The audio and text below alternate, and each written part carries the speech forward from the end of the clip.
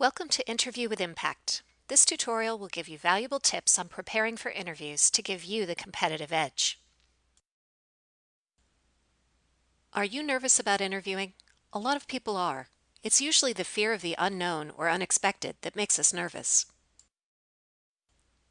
Preparation is the key to overcoming that fear.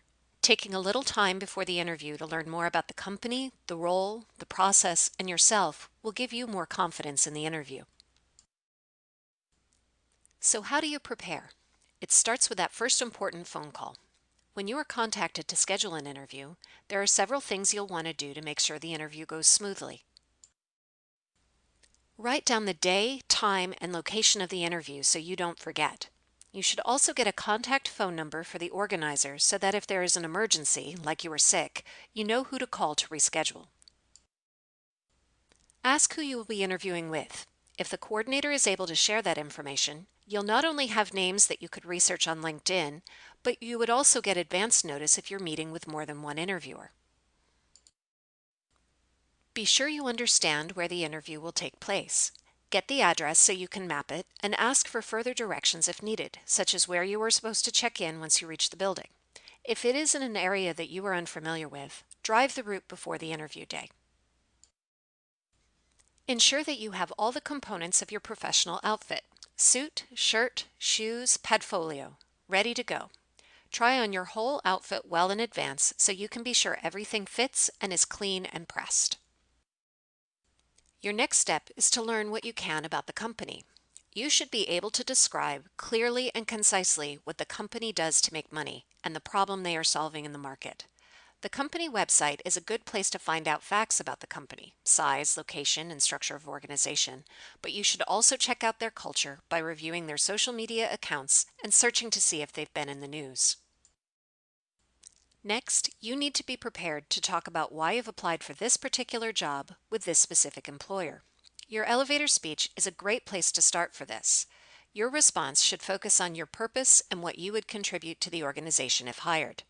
Reviewing the job posting carefully is a great first step.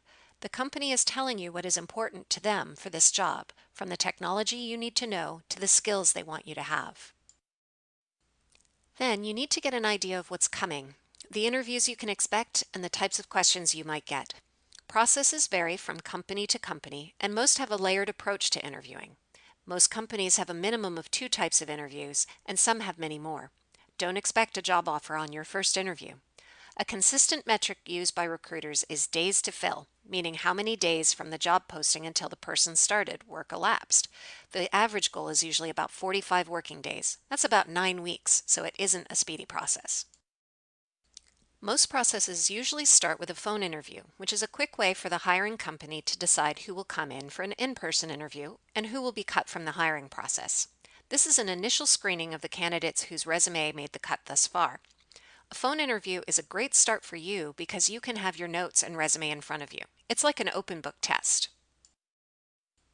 More companies are starting to use video interviews, whether streamed live or pre-recorded, to screen candidates.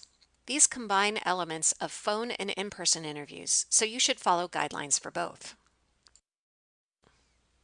After a screening interview, you will likely have at least one in-person interview.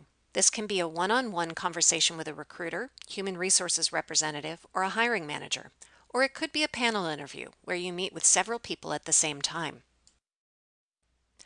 There are other types of interviews that are less common: group, presentation, lunch, to name a few. You will almost always be informed by the organizer if you'll be participating in one of these so that you can prepare. To find out what process a company might follow, you can look on websites like Glassdoor and Indeed. People share reviews, the interview process, and some even have sample questions. But be careful, the information on these sites isn't always reliable. Like with many public review sites, it is often people who are very happy or very angry with their experience and may not reflect the true nature of the interview process. So be sure to seek out information from additional sources before making a judgment, like reaching out to your network, friends, family, connections on LinkedIn who may work there or have worked there. Regardless of what kind of interviews you might go through, you prepare for all of them in the same way. To begin, there are several things you can do to get the interview off to a great start. First of all, Be on time, and that means 15 minutes early so that you aren't rushed. If it appears that you will be late, and you really shouldn't be late, call the organizer and let them know. You may be asked to reschedule. This rule applies whether this is a phone interview, video interview, or in person. If you are having a phone or video interview, make sure your phone is charged and you've tested your mic, headphones, and/or camera. Find a quiet place with no distractions and be ready to answer the call with a professional greeting. When you go to face-to-face interviews, before you ever walk in the building, turn your phone to airplane mode, not vibrate, and put it away. In a recent survey of hiring companies, 90% said that it was a deal breaker if a candidate checked or touched their phone during the interview. And since your interview starts when you walk through the door, you shouldn't use your phone when you are waiting. Read a magazine or practice calm breathing instead. We know that first impressions are powerful. This graphic highlights the results of a recent survey of 2,000 hiring managers and their thoughts on their first impressions of candidates. It shows that first impressions aren't really about what we say, but how we dress, our confidence, and the way we speak and act. The bottom line is that clothes make a difference. You've heard most of this in the professional etiquette module, but you want to dress to impress, and that means wearing a suit.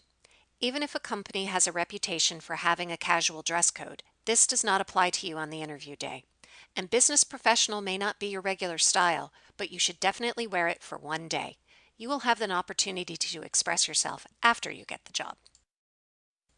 When you meet the interviewer, greet him or her with a handshake, eye contact, and a smile. If there are multiple people involved in the interview, greet everyone and shake their hands. After entering the interview space, take a moment to get yourself settled and then ask if it is okay if you take notes. If they say yes, and most interviewers will unless there is some kind of non-disclosure clause, take out and open your Padfolio. Take a deep breath and you are ready to begin. As you go into the interview, there are 3 key rules that you need to remember. The first is that you should be positive. You'll be asked questions about negative things, like a time when you failed or trouble with a coworker. It's important to frame negative experiences as challenges and opportunities. You should never say bad things about former employers, managers, coworkers, or fellow students, ever. For example, you could say, "It was challenging because not everyone in the group contributed equally," instead of, "My group members were really lazy." The second rule is that you need to remain professional.